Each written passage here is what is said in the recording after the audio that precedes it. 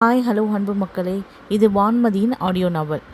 இந்த நாவலை உங்களுக்காக வான்மதியின் வான்மகள் சேனலில் வாசிக்க இருப்பது உங்கள் தோழி நித்யா. இக்கதையின் பெயர் உன் மீது நான் கொண்ட என் காதல் நிஜமாகுமா. இந்த கதை பிடிச்சிருந்தால் லைக் பண்ணுங்கள், ஷேர் பண்ணுங்கள், கமெண்ட் பண்ணுங்கள். அப்படியே பக்கத்தில் இருக்க பட்டனையும் தட்டி விட்டுடுங்க. அப்போ தான் நான் உடனுக்குடன் போடுற எபிசோட் உங்களுக்கு உடனே வந்து சேரும். இப்போது கதைக்குள்ளே போகலாமா? பகுதி 4. ஓரிரு நாட்களாக ராகேஷும் தேவாவும் இருவரும் ஒருவரை ஒருவர் சந்தித்து கொள்ள முடியாத அளவிற்கு அவர்களின் வேலைபளு அதிகமாகவே இருந்தது. வேர்ல்டு 11 ஃபேஷன் ஷோ காம்படிஷன் நடக்க இன்னும் 4 நாட்களே இருக்கும் நிலையில் தேவாவின் வேலை அதிகமாகவே இருந்தது.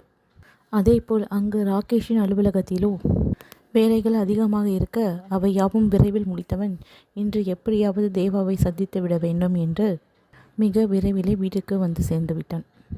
அவனை கண்டதும் ராதாம்மாவோ, வாப்பா ராகேஷ், 2 நாளாக வீடு பக்கமே காணலை, அவ்வளோ வேலை அதிகமாக இருந்ததா என்று கேட்டார். என்றவனோ அவன் பார்வையை சுழல விட அங்கு தேவா வந்ததற்கான எவ்வித அறிகுறியும் இல்லை என்று தெரிந்து கொண்டவன், சரிம்மா, நான் ஃப்ரெஷ்ஷப் ஆகிட்டு கீழே வரேன் என்று விட்டு அவன் அறைக்கு சென்று விட்டான். சிறிது நேரத்தில் ஃப்ரெஷ்ஷாகி கீழே வந்தவன் பிள்ளைகளுடன் விளையாடி கொண்டிருந்தான். அவன் வந்ததை கண்ட தென்றலோ அவனுக்கு காஃபி எடுத்து கொண்டு வந்து தர அதை வாங்கி குடித்து முடித்தவன் மீண்டும் பிள்ளைகளுடன் விளையாடி கொண்டிருந்தான். அவன் அருகே வந்து அமர்ந்த ராதாம்மாவோ ராகேஷை பார்த்து கொண்டு, நீ 2 நாளாக வீட்டுக்கு வரல என்றதும் தேவாவோட முகம்தான் ரொம்ப சுருங்கி போயிருந்தது. நைட்டு 9 மணி ஆனால் போதும், உடனே அம்மா கொஞ்சம் அவருக்கு கால் பண்ணி எங்கே இருக்காருன்னு கேளுங்க, சாப்பிட்டாரான்னு கேளுங்க என்று என்ன ஒரு வழி பண்ணிட்டா என்றார். என் மனசில் ஒரு ஆசை இருக்குது ராகேஷ், எனக்கு தேவாவை ரொம்ப பிடிச்சிருக்கு, அவள் தீக்ஷாவுக்கு அம்மாவாக வந்தால் ரொம்ப நல்லாயிருக்கும் என்றபடி அவன் முகத்தை பார்க்க ராகேஷோ எவ்வித உணர்வுகளையும் அவனின் முகத்தில் காட்டிக்கொள்ளாமல் அமைதியாகவே இருந்தான். சிறிது நேரத்தில் ராதாம்மாவை பார்த்தவன், அம்மா, நீங்கள் இதை பற்றி எதுவும் தேவா கிட்டே பேசிடாதீங்க, நானே பேசிட்டு நல்ல முடிவாக சொல்கிறேன் என்றான். என்றவர்களோ, எது எப்படியோ இங்கேருந்து போகும்போது தேவாவோட போனால் போதும் என்றபடி அவர்கள் பெருமூச்சு விட்டு கொண்டார். அங்கே ராகேஷின் மொபைலுக்கு ஒரு முக்கியமான கால்கள் வந்ததும் அதை அட்டன் செய்தவன் பேசியபடியே வெளியே சென்று விட்டான். சிறிது நேரத்தில் இரவு உணவு தயார் செய்யப்பட்டுவிட, அம்மா, சாப்பாடு எல்லாம் ரெடி, வாங்க சாப்பிடலாம் என்றாள் தென்றல். என்னம்மா தென்றல், தேவா இன்னும் வரலையே, நேரம் ஆயிடுச்சு என்று கேட்க தென்றலோ, அம்மா, சோஃபி அக்கா இப்போ தான் கால் பண்ணாங்க, கொஞ்ச நேரத்துக்கு முன்னாடி. இந்த வாரம் அவங்களுக்கு காம்படிஷன்ஸ் ஏதோ வருது, ஸோ அதுக்காக வேலையாக இருக்காங்களாம், வரத்துக்கு லேட் ஆகும்னு சொல்லிட்டாங்க, எப்படியும் 9 மணி ஆகிடுமா என்றார். நீங்கள் வாங்க சாப்பிடுங்க, பசங்களுக்கும் நான் சாப்பாடு கொடுத்துட்டு அவங்களையும் தூங்க வைக்கணும் என்று விட்டு அவர்கள் அனைவருக்கும் இரவு உணவு பரிமாற அனைவரும் சாப்பிட ஆரம்பித்திருந்தனர். அங்கு அனைவரும் சாப்பிட்டு முடிக்க பிள்ளைகளோ ராதா அம்மாவுடன் சேர்ந்து தூங்க சென்று விட்டனர். இவ்வளவு நேரம் ஃபோன் பேசிவிட்டு உள்ளே வந்த ராகேஷை கண்ட தென்றலோ, மாமா வாங்க, நீங்களும் சாப்பிட்டுடுங்க, டைம் ஆகுது என்றாள்.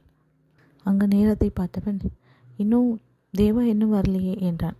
அதை கேட்ட கிருஷ்ணனோ, தம்பி, நீங்கள் வாங்க சாப்பிடுங்க, கொஞ்ச நேரத்துக்கு முன்னாடி தான் சோஃபியும் கால் பண்ணி பேசினான், தேவாவும் பேசினான், வேலை கொஞ்சம் அதிகமாக இருக்குது, வர 9 மணிக்கு மேலே ஆகும்னு சொல்லிட்டாங்க, சரி நீங்கள் சாப்பிடுங்க, சாப்பிட்டு போய் ரெஸ்ட் எடுங்க.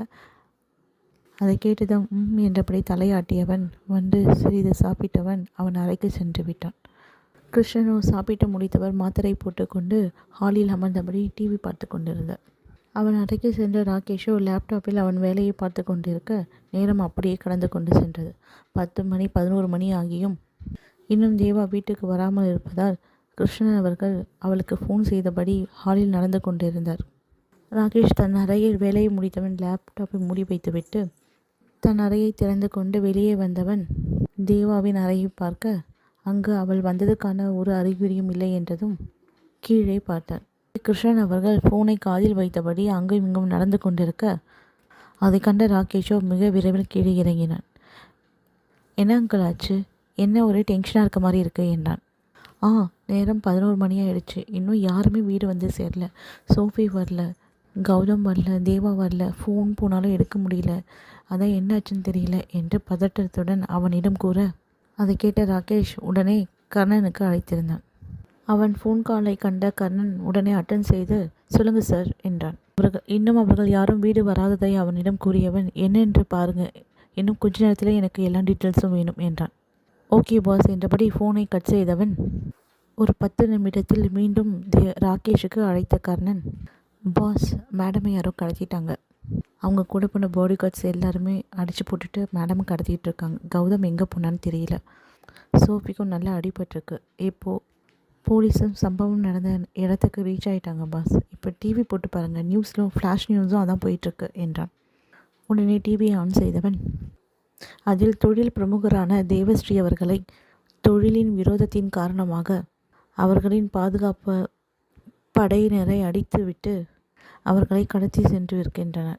அவர்களை கடத்தி சென்றவர்கள் அவரை கொலை செய்துவிட்டனரா இல்லை வேறு ஏதும் செய்துவிட்டனரா என்று அவரை தேடும் பணி அங்கங்கே நடைபெற்று கொண்டிருக்கிறது என்று ஃப்ளாஷ் நியூஸ் அவர்கள் மொழியில் சென்று கொண்டிருந்தது.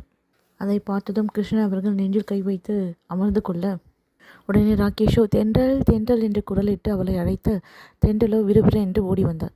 அவள் பின்னே அவர் தாயார் லக்ஷ்மியும் அவர் அருகே வந்த, அங்கிள் பயப்படாதீங்க, ஒன்றா இருக்காது, நான் இருக்கேன்ல, கவலைப்படாதீங்க, அவளுக்கு எதுவுமே ஆகாமல் பத்திரமா அழைச்சிட்டு வர்றது என்னோட பொறுப்பு. இன்னமும் கௌதமும் தேவா கூட தான் இருக்காருன்னு நினைக்கிறேன். அவளுக்கு எதுவுமே ஆகாதபடி அவர் பார்த்துப்பார் என்றவன் அப்படியே தென்றலிடமும் அவர்கள் தாய் லக்ஷ்மியிடமும், இது எதுவும் குழந்தைங்களுக்கும் அம்மாவுக்கும் தெரியாதபடி பார்த்துக்கோங்க, இவரையும் கூட இருந்து கேர்ஃபுல்லாக பார்த்துக்கோங்க, எதுவாக இருந்தாலும் நான் கால் பண்ணுறேன் என்று விட்டு மொபைலை எடுத்து கர்ணனுக்கு கால் செய்தபடி வெளியே வந்து விட்டான். அப்படியே அவன் வெளியே வரவும் அவன் வருகைக்கு கர்ணனும் பாடி கார்ட்ஸும் தயாராக இருந்தனர். அப்படியே அவர்கள் காரில் ஏறியவன் சம்பவம் நடந்த இடத்திற்கு காரை மிக விரைவில் செலுத்தினர். அங்கே சோஃபியோ தலையில் கட்டு போடப்பட்டு போலீஸாருக்கு அனைத்து விளக்கமும் அவர்கள் மொழியில் சொல்லி கொண்டிருந்தார். அங்கு வந்த ராகேஷை கண்டவளோ அவர்கள் அருகே வந்து, சார் என்ன பண்ணுறதுன்னு தெரியல, எப்படியாவது அவங்கள சீக்கிரம் கண்டுபிடிக்கணும் சார், நேரம் ஆக ஆக எனக்கு ரொம்ப பயமாக இருக்குது என்று அழ ஆரம்பித்தார். என்ன ஆச்சு, எனக்கு கொஞ்சம் விளக்கமாக சொல்லுங்கள் என்று கேட்டதும் நடந்ததை கூட ஆரம்பித்திருந்தார். சார், இந்த வாரத்தில் ஒரு காம்படிஷன் வருது சார், அதுக்கான மாடல்ஸ் வந்து நாங்கள் லாஸ்ட் வீக் செலக்ட் பண்ணியிருந்தோம்.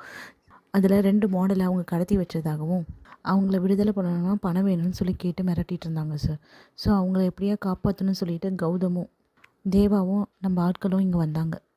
அதுக்குள்ளே நம்ம ஆட்கள் எல்லாம் தாக்கிட்டு தென்றலை கடத்திட்டாங்க சார். கௌதமுக்கு என்ன ஆச்சுன்னே தெரியல, அவர் எதுவுமே கடத்திட்டாங்களா இல்லைன்னா கௌதம் ஏதாவது பண்ணிட்டாங்களா எனக்கு எதுவுமே தெரியல சார் என்றதும் ராகேஷ் கர்ணனை பார்க்க, சார் மேமோட மொபைல்லாம் இந்த சிக்னலில் தான் காட்டுது. கௌதமோட சிக்னல் வந்து இன்னும் ஒரு 45 மினிட்ஸ் தூரத்தில் இருக்க ஒரு லொக்கேஷனில் காட்டுது சார். அங்கே ஏற்கனவே நம்ம ஆளுங்க போயிட்டாங்க. அங்கே போய் பார்த்ததில் அவரோட மொபைல் ஃபுல்லாக தூளாக இருக்குதுன்னு சொல்லியிருக்காங்க. ஆனால் கௌதம் கிட்டேருந்து இன்னும் சிக்னல் வரல. கௌதம்க்கு எதுவுமே ஆயிருக்காது. எனக்கு தெரிஞ்சு மேபி அவனையும் கூட சேர்த்து தான் கடத்திட்டு போயிருக்கணும். கொஞ்சம் வெயிட் பண்ணலாம் சார், எப்படியாவது கௌதம் கிட்டேருந்து சிக்னல் வந்துடும் என்றான் கர்ணன். எப்படி நான் வெயிட் பண்ணுறது, அவளுக்கு எதுவும் ஆகக்கூடாது. இங்கே யார் யாரெல்லாம் கேங்கர்ஸ் இருக்காங்களோ கொஞ்சம் சீக்கிரம் தீவிரமாக விசாரிங்க. இதுக்கு யார் காரணமாக இருந்தாலும் அவங்க கண்டிப்பாக உயிரோடவே இருக்கக்கூடாது என்று ஆக்ரோஷத்தில் கர்ணனிடம் கத்தினார்.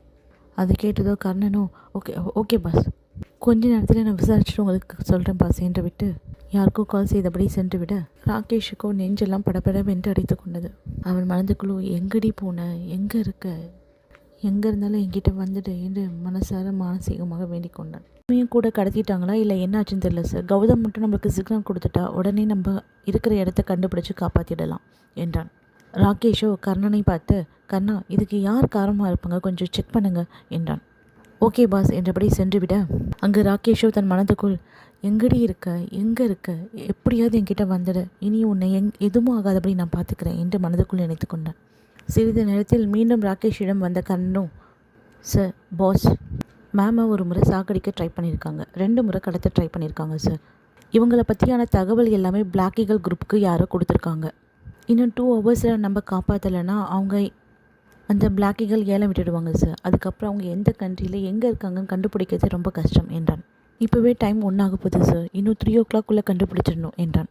அதை கேட்டதும் அவனின் கோபம் தலைக்கு ஏற, யார் அதை இப்படி டீட்டெயில்ஸ் எல்லாம் கொடுத்திருப்பது என்று நினைத்து கொண்டு தன் மொபைலை எடுத்தவன் தொழிலதிபர் ஆசிமுக்கு கால் செய்தான். ராகேஷின் நம்பரை கண்ட ஆசிம் அவர்களோ, சொல்லுங்கள் மிஸ்டர் ஆர்கே என்றார். இங்கு நடக்கும் நிலவரத்தை அனைத்தையும் அவரிடம் கூறியவன், இதுக்கு யார் காரணம்னு எனக்கு கண்டிப்பாக தெரிஞ்சாகணும். அவளுக்கான பிரச்சனையை இனியோட முழுசாக முடிச்சிடணும்னு நான் நினைக்கிறேன். இதுக்கான தகவல் மட்டும் எனக்கு, அதுக்கான பின்னணியில் இருக்கவங்க எல்லா டீட்டெயில்ஸும் எனக்கு வேணும் என்று கூறிவிட்டு மொபைலை கட் செய்தான்.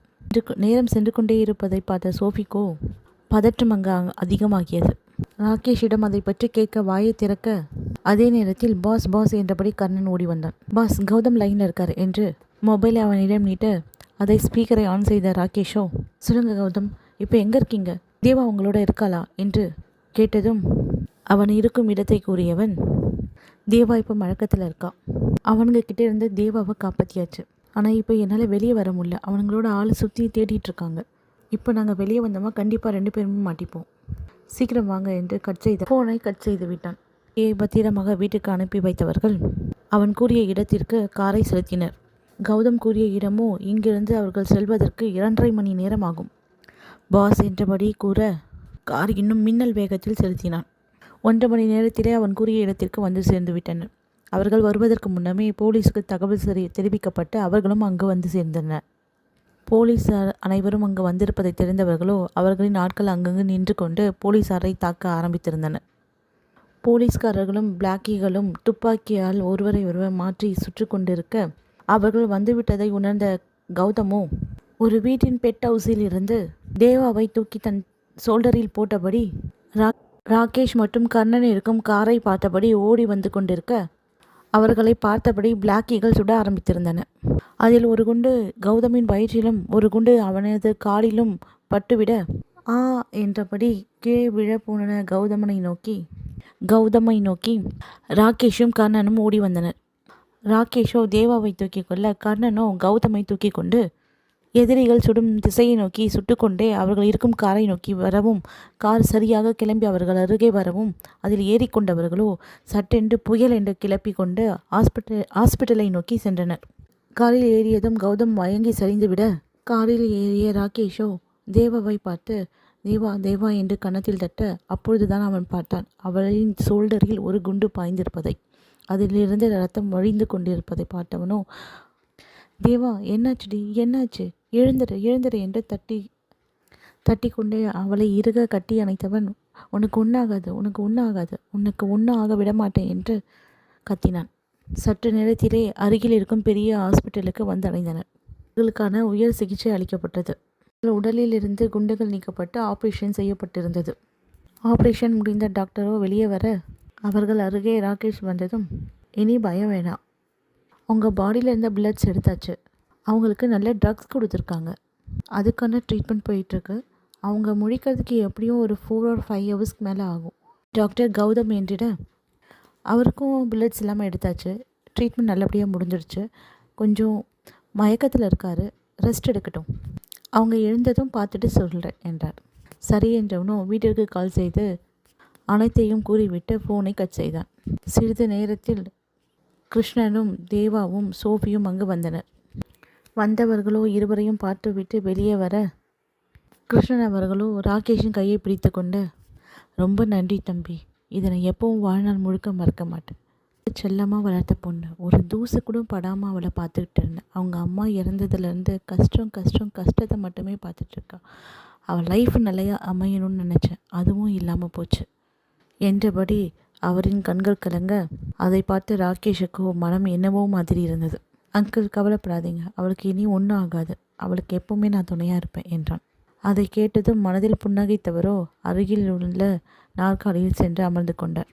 உள்ளே சென்ற ராகேஷோ தேவாவை பார்க்க அவளின் தலையில் கையை வைத்து வருடியவன் குழந்தை போல் படுத்து உறங்கி கொண்டிருக்கும் தேவாவை பார்த்தவனோ அவளின் கையை எடுத்து தனது உள்ளங்கையில் வைத்து கொண்டவன், போதும் தேவா, இந்த கண்ணாமூச்சி ஆட்டும், இதுக்கப்புறம் உன்னை எப்பவும் என்னால் விட்டு கொடுக்க முடியாது, இனி நீ இல்லைன்னா என்னோட வாழ்க்கை முழுமையடாது தேவா என்று மனதுக்கு நினைத்து கொண்டு நெற்றியில் முத்தமிட்டவன் அப்படியே வெளியே வந்து விட்டான். வெளியே வந்தவனின் மொபைல் அலறியது. அதை எடுத்து பார்க்க அதில் ஆசமின் நம்பர் ஒலிக்க, அதை அட்டன் செய்தவனோ காதில் வைத்ததும், ஆர்கே, இதுக்கெல்லாம் யார் காரணம் தெரிஞ்சிடுச்சு ஆர்கே என்றார். சொல்லுங்கள் என்றதும், இதுக்கெல்லாம் முழுக்க சாயா தேவி தான், சாயா கம்பெனிஸோட CEO. அவள் தான் தேவஸ்ரீயை பற்றி பிளாக்கிகளுக்கு இன்ஃபர்மேஷன் கொடுத்துருக்கா. அவளுக்கு இதுவும் ஒரு தொழில், அழகான பொண்ணுங்களையோ சின்ன பொண்ணுங்களையோ கடத்தி கொண்டது பிளாக்கிகள் குரூப்பில் விற்கிறது, அப்புறம் யாருக்குமே தெரியாமல் ட்ரக்ஸு சேல்ஸ் பண்ணுறது, எல்லாமே அவளோட சைட் பிஸ்னஸ். இதுக்கு முன்னாடியே தேவஸ்ரீயை சாகடிக்கிறதுக்கும் ஒரு முறை பிளான் பண்ணியிருக்கான். இது இந்தியாவில் இருக்கும் போதே நடந்திருக்கு. தேவஸ்ரீயை யாரோ 150 கோடி கொடுத்து வாங்கியிருக்காங்க. என்றதும் அவனின் நரம்புகள் கோபத்தில் புடைத்து எழ, இதை இன்னியோடு முடிச்சுக்கணும்னு நினைக்கிற ஆசம். தேவா கடத்தலுக்கு சம்மந்தப்பட்டவங்க யாருமே உயிரோடு இருக்கக்கூடாது. எல்லாரையும் முடிச்சுடுங்க. அதுக்கு எவ்வளோ பணம் செலவானாலும் பரவாயில்ல என்றான். வேலையை முடிச்சுட்டு எவ்வளோன்னு சொல்லுங்கள், உங்கள் அக்கௌண்ட்டுக்கு அமௌண்ட் வந்துடும் என்றான். ஓகே நான் வேலை முடிச்சுட்டு உங்களுக்கு கால் பண்ணுறேன் என்று ஃபோனை கட் செய்து விட்டார். இங்கு ஃபோனை கட் செய்த ராகேஷோ, சாயா தேவி, உன்னை அப்போவே ஒரு வழி பண்ணியிருந்தேன்னா நீ இந்த நிலைமைக்கு வந்திருக்க மாட்ட என்றான். அப்படியே 9 வருடத்திற்கு முன்பு காலேஜில் 1ஆம் ஆண்டு படித்து கொண்டிருந்த காலம் அது. சாயாவோ தமிழ்நாட்டில் ஒரு எம்பியின் மகள். தன் தந்தைக்கு இருக்கும் பணபலத்தினாலும் பதவியின் பலத்தினாலும் அவள் கேட்பதை அனைத்தும் அடைந்துவிடும் குணம் கொண்டவள். அவளின் பணபலத்தை காட்டி அடங்காதவரை கூட தன் அழகை காட்டி தன்னுடனே அடக்கி தன் காலுக்கு கீழே வைத்திருக்கும் குணம் கொண்டவள். அவளுக்கு ஒரு அண்ணனும் உண்டு. அவன் இவளுக்கு அப்படியே ஆப்போசிட்டாக இருப்பான். நல்ல குணமும் பண்பான பேச்சும் ஏழைகளிடமும் நட்பு பாராட்டும் குணம் கொண்டவன். அப்படியாக ஒரு முறை ராகேஷ் அவளின் கண்ணில் பட்டுவிட, அவனின் அழகையும் அவனின் வசதியும் கண்டவளோ அவனை எப்படியாவது திருமணம் செய்து கொள்ள வேண்டும் என்ற எண்ணத்துடன் ஒரு நாள் அவனுக்கு ப்ரப்போஸும் செய்து விட்டாள். அதை கேட்ட ராகேஷோ, என்ன கல்யாணம் பண்ணிக்க உனக்கு என்ன தகுதி இருக்கு? மாதத்துக்கு ஒரு பாய் ஃப்ரெண்டுன்னு சுற்றுற நீ என்ன கல்யாணம் பண்ணிக்க ஆசைப்படலாமா என்றபடி, ஃபஸ்ட்டு உன்னோட பொறுக்கித்தனத்தையும் திமிர்த்தனத்தையும் நிறுத்திக்கிட்டு பொண்ணா லட்சணமாக வாழற வழியை பாரு, அப்போ தான் அவனா ஏமாளி கிடைப்பான் என்று விட்டு சென்று விட்டான் என்று நினைத்து பார்த்தவன் வெளியே வந்ததும் தென்றல், நீ அங்கிளை அழைச்சிட்டு வீட்டுக்கு போயிடு, சோஃபியும் இங்கேருந்து பார்த்துக்கிறோம், நாளைக்கு எப்படி இருந்தாலும் வீட்டுக்கு வந்துடுவோம் என்றான். அவர்கள் பேசி கொண்டு இருக்கையிலே அங்கே வந்து சேர்ந்தான் வருண். வருணை பார்த்த ராகேஷோ, வருண், இவங்களை அழைச்சிட்டு போய் வீட்டை விட்டுடு. ஐயோ, இந்த பாஸ் ஏன் தான் அப்படி பண்ணுறாருன்னு தெரியலையே, இப்போ தானே நான் ஜெர்மனியிலேருந்து வந்தேன், 5 நிமிஷம் ஒரு இடத்துல என்னை உட்கார விடுறாரா என்ற மனதுக்குள் நினைத்து கொண்டிருக்கையிலே, தூங்க கூட விட மாட்டேங்கிறாரே, அடுத்தடுத்த வேலை கொடுத்து செஞ்சு அனுப்பிட்டே இருக்காரே என்று நினைத்து கொண்டான். அது வந்து பாஸ் என்று அவனை இழுக்க, என்ன சொல்லு, மேடம் எப்படி இருக்காங்க என்று இழுத்தான். அவங்க நல்லா தான் இருக்காங்க, அவங்கள பற்றி நீ கவலைப்பட தேவையில்லை, நான் சொன்ன வேலையை மட்டும் போய் செய் என்றான். ஓகே பாஸ் என்று விரைத்தவனோ அவர்களை அழைத்து கொண்டு அவர்கள் வீட்டிற்கு சென்று விட்டான். சோஃபியோ கௌதம் ரூமில் அப்படியே வழியில் அமர்ந்தபடி படுத்து கொண்டிருக்க, தேவாவின் அறையில் ஒரு ஸ்டூலை போட்டு அவள் அருகே அமர்ந்தவன் வசதியில் அப்படியே கண்ணா அயர்ந்திருந்தான். நேரத்தில் ஆட்கள் நடமாட்டம் இல்லாத ஒரு கெஸ்ட் ஹவுஸில் சாயாவோ மதுவை அருந்தியபடி இங்கும் அங்கும் கோபத்தில் நடந்து கொண்டிருந்தாள். தேவா, உன்னை முடிச்சணும்னு பார்த்தா முடியலடி, ஒருத்தியை முடிச்சிட்டேன், ஆனால் உன்னை முடிக்காமல் போயிடுச்சு என்று கோபத்தில் தீவிட்டு, ராக்கி, உன்னை விடவே மாட்டேன், உன்னை ஒரு நாளாவது அனுபவிக்காமல் விடவே மாட்டேன் என்று போதையில் உளர ஆரம்பித்திருந்தாள். மேம் என்றபடி அவனது பிஏ மோசஸ் அவளது ரூமை திறந்து கொண்டு உள்ளே வந்தான். மேம், ராகேஷ்க்கு எல்லா விஷயமும் தெரிஞ்சிடுச்சு. தேவாவை சாவடிக்க பிளான் போட்டது, அவளை சேல்ஸ்க்கு விற்றது எல்லாமே தெரிஞ்சிடுச்சு மேம். நம்ம எல்லாரையும் முடிக்க சொல்லிட்டாங்க மேம். இப்போ என்ன பண்ணுறது தெரியல, நம்ம இங்கேருந்து உடனே தப்பிச்சு ஆகணும் என்றான். அதை கேட்டதும் சாயாவுக்கு சற்று போதை இறங்கிவிட அவனது கன்னத்தில் ஓங்கி அரைந்து விட்டு, அப்போ நான் தோத்துட்டேனா என்று பைத்தியம் பிடித்தவள் போல் இங்கும் அங்கும் நடந்து கொண்டிருந்தாள். உடனே தனது நடையை நிறுத்தியவளோ தனது அருகில் இருந்த 6 அடி ஆண்மகனான மோசஸை அவளது படுக்கையில் தள்ளிவிட்டு அப்படியே அவன் மேலே படர்ந்திருந்தாள். அவனும் அவர்களுக்குள் அவ்வப்போது நடக்கும் ஒரு அந்தரங்கம் என்பதால் அவனும் மகுடிக்கு கட்டுண்ட பாம்பை போல் அவளுக்குள் அடங்கி போயிருந்தான். மருத்துவமனையில் காலை 7 மணி அளவில் ராகேஷின் மொபைலோ அலறியது. அதை எடுத்து பார்த்தவன் மொபைலை அட்டன் செய்து, சொல்லுங்க ஆசம் என்றான். உடனே ஆசம் அவர்களோ, டிவி ஆன் செய்து நியூஸை பாருங்கள், வேலை எல்லாமே முடிஞ்சிடுச்சு என்று விட்டு ஃபோனை கட் செய்து விட்டார். உடனே தனது ரூமில் இருந்த டிவியை ஆன் செய்தவன் நியூஸை வைக்க, அதில் போதைப்பொருள் தலைவனான டான் ஸ்டீஃபன் அவர்கள் குழுவிற்கும் பிளாக்கிகள் குழுவிற்கும் இடையே ஏற்பட்ட மோதலின் காரணமாக சுமார் 28 நபர்கள் சடலமாக கண்டறியப்பட்டுள்ளது. அதில் இந்தியாவை சேர்ந்த சாயாதேவி சடலமும் கண்டறியப்பட்டுள்ளது. மிஸ் சாயாதேவி அவர்கள் போதைப்பொருள் விற்பனையில் ஒரு பார்ட்னராக இருப்பதற்கான அனைத்து ஆதாரங்களும் கிடைத்திருப்பதால் அவர்களின் சொத்துக்கள் அனைத்தும் முடக்கப்பட்டிருக்கிறது என்று நியூஸ் ஃப்ளாஷ் ஆகி கொண்டிருந்தது. அதை பார்த்ததும் நிம்மதி பெருமூச்சு விட்டவன் அவனது மொபைலை எடுத்து ஒரு அக்கௌண்ட்டிற்கு 350 கோடி மாற்றியிருந்தான் ராகேஷ். பணத்தை மாற்றிவிட்டு அவனது மொபைலை அவனது பாக்கெட்டில் போட்டவன் அப்படியே தேவாவை பார்க்க அவள் ஓர் அசைவுமின்றி அப்படியே படுத்திருந்தாள். ஹாஸ்பிட்டலில் எல்லா வசதிகளும் கொண்ட பிரத்யேகமான அறையில் அவளுக்கு ட்ரீட்மெண்ட் செய்து கொண்டிருந்தமையால் அங்கே இருக்கும் ரெஸ்ட் ரூம் சென்றவனோ சிறிது ஃப்ரெஷ் ஆகிவிட்டு வெளியே வந்தவன் அப்படியே கௌதமை பார்க்க சென்றான். ராகேஷை கண்டதும் சோஃபியோ எழுந்து நின்று வாங்க சார் என்றாள். சிறிது நேரத்திற்கு முன்புதான் கண் விழித்திருந்த கௌதமோ அவனை பார்க்க கௌதம் அருகே வந்தவன் அவனுக்கு நன்றி கூறினான். உடனே கௌதமோ எதுக்கு சார், நான் தான் உங்களுக்கு நன்றி சொல்லணும். நீங்கள் மட்டும் இல்லைனா நாங்கள் இன்றைக்கி 2 பேருமே உயிரோடு இருந்திருக்க மாட்டோம் என்றான். அப்படியெல்லாம் ஒன்றும் இல்லை, நான் இல்லைனா கூட கண்டிப்பாக நீங்கள் உங்கள் உயிரை கொடுத்தா தான் அவளை காப்பாற்றிருப்பீங்க என்று கூறினான். அதை கேட்டதும் கௌதமும் சிறிது புன்னகிக்க அவனது தோளில் கையை வைத்து சிறிது தட்டிய கௌதமனது உடல்நிலையை விசாரித்துவிட்டு அப்படியே வெளியே வந்து விட்டான். அந்நேரம் தென்றலும் வருணும் அங்கே வந்திருந்தனர். அவர்களை கண்டவனோ அவர்களை பார்த்து நான் தான் உங்களை பிள்ளைகளை பார்த்துட்டு வீட்டிலே இருங்கன்னு சொன்னல, ஏன் இங்கே வந்தீங்க என்று பார்த்து கேட்க உடனே தென்றலோ மாமா பசங்களை சமாளிக்க முடியல, ஒன்று நீங்கள் இருந்தாலும் சமாளிச்சிருக்கலாம், அக்காவும் இல்லை, ரித்துவோ ஒரே அழுக அம்மா நேற்றுலேருந்து வரலன்னு சொல்லிட்டு. நேற்றுலேருந்து நீங்களும் ட்ரெஸ் சேஞ்ச் பண்ணலை, ஃப்ரெஷ்அப் ஆகலை, அப்படியே டல்லாகவே இருக்கீங்க, நீங்கள் வீட்டுக்கு போய்ங்க மாமா, நான் இருந்து பார்த்துக்கிறேன் என்றாள். அதை கேட்டவனும் இல்லை இப்போ டாக்டர் வந்துடுவார், மோஸ்ட் ஆஃப் இப்போ கண் முழிச்சிடுவா, என்னன்னு கேட்டுட்டு நம்ம வீட்டுக்கு எல்லாருமே ஒன்றாவே போயிடலாம் என்றான். அவர்கள் வெளியே பேசிக்கொண்டிருக்க உள்ளே தாதி ஒருவர் அவளை செக் செய்தபடி ட்ரிப்ஸை மாற்றி கொண்டிருந்தார். அந்நேரம் தேவாவோ கண்முழிக்க அதை கண்டதும் வெளியே வந்து அவர்களுக்கு இன்ஃபார்ம் செய்தார். உடனே உள்ளே ராகேஷ், தென்றல், வருண் என்று உள்ளே நுழைந்தனர். அவர்களை கண்டதும் எழுந்திருக்க போன தேவாவை கண்டதும் தென்றல் அவள் அருகே ஓட எத்தனைக்க அவளது கையை பிடித்து தனது அருகே நிப்பாட்டி கொண்டான் வருண். உடனே தென்றலோ அவனை பார்த்து கோபத்தில் என்ன இது என்று அவளது கையை பார்த்து கேட்க அமைதியாக அங்கே பாரு என்று கண்ணாடி செய்கை செய்தான். தேவா எழுந்திருக்க எத்தனிப்பதை கண்டதும் உடனே அவள் அருகே சென்ற ராகேஷ் தேவா ரிலாக்ஸ், கொஞ்சம் பொறுமையாக